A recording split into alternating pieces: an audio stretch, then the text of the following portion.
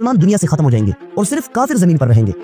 और फिर एंड में अल्लाह ताला एक बहुत ही ज्यादा खतरनाक आग भेजेगा। ये आग यमन से निकलेगी और दुनिया में मौजूद सारे लोगों को मैदान महशर की तरफ धकेल देगी। और सिर्फ जिंदा लोग ही नहीं बल्कि आदम अलैहिस्सलाम से लेकर इस वक्त तक दुनिया में जितने भी लोग मरे हैं उन सारों को दोबारा जिंदा करके। अस्सलाम वालेकुम वरहमतुल्लाहि बरकातहू। उम्मीद है आप लोग सब खैरियत से होंगे। मैं भी अल्हम्दुलिल्लाह अल्लाह का लाख लाख शुक्र एहसान खैरियत से हूँ। और इंशाअल्लाह जिस वीडियो में रिएक्शन देने आ रहे दोस्तों बड़ी इंपॉर्टेंट बड़ी इबरत वाली वीडियो है और वीडियो को आप लोग एंड तक ज़रूर देखिएगा।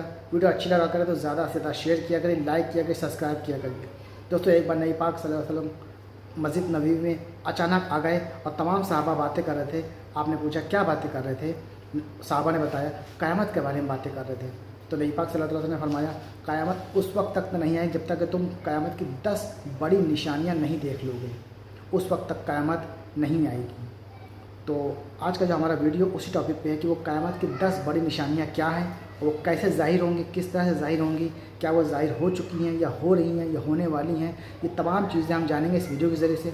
तो वीडियो को एंड तक ज़रूर देखिएगा और अपनी कीमती राय कमेंट बॉक्स में ज़रूर बताया करिए। तो चलिए बिना देरी पहले वीडियो स्टार्ट करते हैं, फिर इंशाअल्लाह बात करते हैं। एक दिन मस्जिद नबवी में कुछ सहाबा बैठ कर एक दूसरे के साथ बातें कर रहे थे। अचानक हजरत मोहम्मद सल्लल्लाहु अलैहि वसल्लम वहाँ दाखिल हुए और उन्हें फरमाया कि क्या बातें हो रही है। एक सहाबी ने जवाब दिया कि ए अल्लाह के रसूल, हम क़यामत के बारे में बातें कर रहे थे। फिर आप सल्लल्लाहु अलैहि वसल्लम ने उन्हें फरमाया कि सुनो, क़यामत तब तक नहीं आएगी जब तक तुम 10 बड़ी निशानियां ना देख लो। दज्जाल, ईसा अलैहिस्सलाम, याजूज और माजूज, एक धुआं जो पूरी जमीन को अपने कंट्रोल में ले लेगा, एक अजीब जानवर का आना जो लोगों से बातें करेगा, सूरज का मशरक की जगह मगरिब से निकलना, मशरक मगरिब और अरब में जमीन का दंसना, और आखिर में एक बहुत ही खतरनाक आग जो पूरी दुनिया के इंसानों को चाहते हुए या ना चाहते हुए सबको मैदान महशर की तरफ धकेल लेगा। हम सबको अच्छे से पता है कि आजकल दुनिया में मुसलमानों के साथ क्या क्या हो रहा है। मुसलमानों के सबसे बड़े दुश्मन यहूदी, जो पूरी दुनिया की आबादी की 1% लोग भी नहीं है, उन्होंने फलस्तीन, इराक, सीरिया और दुनिया भर के लाखों मासूम मुसलमानों को शहीद कर दिया है और आज भी इसी तरह कंटिन्यूसली ऐसा ही कर रहे हैं। और दुनिया के 2 बिलियन मुसलमान बजाय इसके कि अपने इन सबसे बड़े दुश्मनों के लिए एक हो जाए, वो हमेशा से एक दूसरे के साथ छोटी छोटी बातों पर लड़ते रहते हैं, जिसकी वजह से मुसलमानों की ताकत कई हिस्सों में डिवाइड हो चुकी है। वरना दुनिया में मुसलमानों की पॉपुलेशन इतनी ज्यादा है कि अगर उनका मुकाबला यहूदियों से हो जाए तो एक यहूदी का मुकाबला 133 मुसलमान करेंगे। You will not escape. लेकिन फिर भी मुसलमान नंबर्स में ज्यादा होने के बावजूद आज दुनिया की हर चीज में सबसे पीछे है। We must be prepared for their arrival. और इन्हीं हालात की प्रोफेसी आज से 1400 साल पहले हजरत मोहम्मद सल्लल्लाहु अलैहि वसल्लम ने की थी कि आखिरी जमाने में इस्लाम के दुश्मन मुसलमानों पर ऐसा हमला करेंगे जैसे कुछ भूखे लोग बगैर किसी डर के काने पर टूट पड़ते हैं। एक सहाबी ने आप सल्लल्लाहु अलैहि वसल्लम से पूछा कि क्या उस वक्त मुसलमानों की तादाद कम होगी? तो आप सल्लल्लाहु अलैहि वसल्लम ने फरमाया कि नहीं, मुसलमान तो बहुत ज्यादा होंगे लेकिन उनका कोई फायदा नहीं होगा और अल्लाह ताला दुश्मनों के दिलों से मुसलमानों का खौफ और डर निकाल देंगे और मुसलमानों के दिलों में वहन डाल देगा, जिसका मतलब है दुनिया की मोहब्बत और मौत से नफरत। अब अगर हदीसों पर गौर किया जाए तो आज जिस दौर में हम रह रहे हैं एग्जैक्टली यही वो आखिरी दौर है, क्योंकि क़यामत की जितनी भी छोटी छोटी निशानियां हदीसों में बयान हुई है वो सारे के सारे पूरे हो चुके हैं और अब बस बहुत जल्द बड़ी बड़ी निशानियां भी शुरू हो जाएंगी। सबसे पहले हजरत मोहम्मद सल्लल्लाहु अलैहि वसल्लम के खानदान अहले बैत में से एक बच्चा पैदा होगा।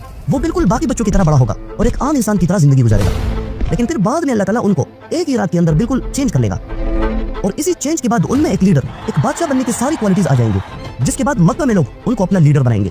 लीडर बनने के बाद वो मुसलमानों की एक आर्मी बनाएगा और ऐसा ऐसा मजबूत होकर वो मुसलमानों को यहूदियों, ईसाइयों और काफिरों के जुल्म से बचाएगा और अपने दुश्मनों को शिकस्त देकर वो पूरी दुनिया को अमन और चैन से भर देगा। और हुजूर सल्लल्लाहु अलैहि वसल्लम की खानदान में से ये शख्स कोई और नहीं बल्कि इमाम मेहदी होगा।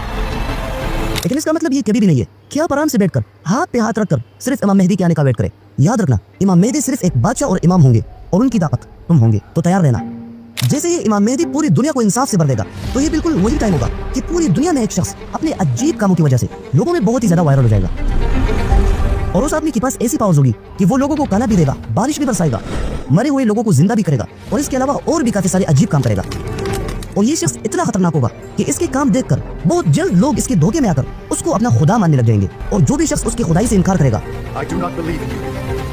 You are not God. तो वो आदमी उसको सख्त तरीन सजा देगा और ये शख्स एक दफा फिर पूरी दुनिया को जुल्म और बेइंसाफी से भर देगा और उसको सबसे ज्यादा सपोर्ट यहूदियों की तरफ से मिलेगी, बल्कि यहूदी तो उसको अपना मसाया भी मानते हैं। और ये आदमी कोई और नहीं बल्कि इस्लाम का एक बहुत बड़ा दुश्मन दज्जाल होगा। आहिस्ता आहिस्ता दज्जाल इतना पावरफुल और खतरनाक हो जाएगा कि मुसलमान और उनके लीडर इमाम मेहदी उसका मुकाबला नहीं कर सकेंगे।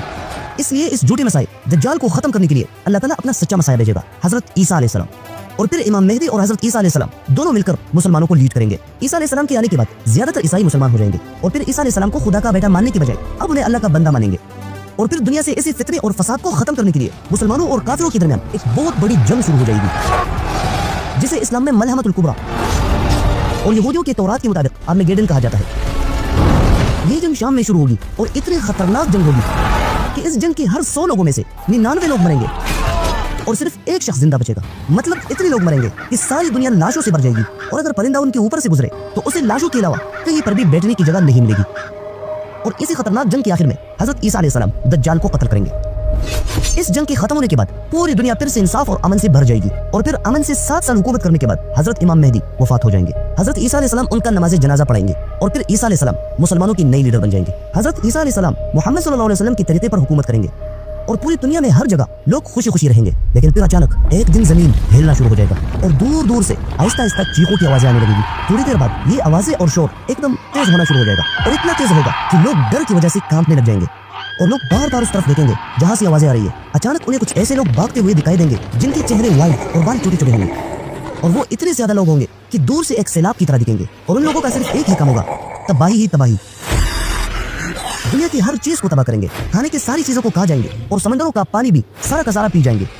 उनकी ये तबाही देखकर लोग हजरत ईसा अलैहिस्सलाम के पास आएंगे और उनसे अपनी फरियाद करेंगे और फिर ईसा अलैहिस्सलाम अल्लाह ताला के हुक्म से सारे मुसलमानों को लेकर एक पहाड़ पर चढ़ जाएंगे और अल्लाह ताला से दुआ करेंगे। ईसा अलैहिस्सलाम की दुआ की वजह से अल्लाह ताला इसी मखलूक याजूज और माजूज को खत्म कर देंगे।